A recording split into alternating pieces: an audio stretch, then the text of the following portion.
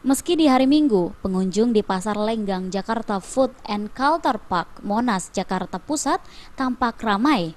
Namun, sejumlah pedagang tetap mengeluhkan penurunan omsetnya. Hal ini lantaran penggunaan uang elektronik atau e-money pada para pengunjung yang ingin berbelanja.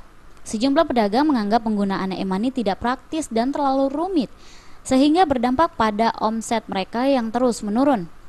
Pedagang tersebut menggunakan kartu prabayar e-money untuk para pembeli yang sangat merugikan pedagang karena masih banyaknya pengunjung yang menggunakan uang cash sebagai alat transaksi belanjanya.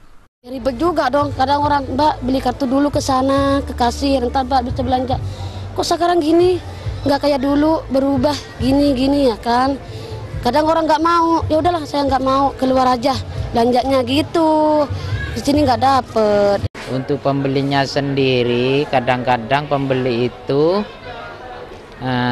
lihat-lihat, ingin makan bu, iya katanya. Harus beli kak, itu bu, mau nih dulu kartu. Oh ya, apain ribet-ribet pakai kartu, kayak duit saya aja, saya udah lapar. Akhirnya dia pergi keluar. Setelah berjualan di dalam ini menurun ya Pak, Menurun karena masalah kartu itu.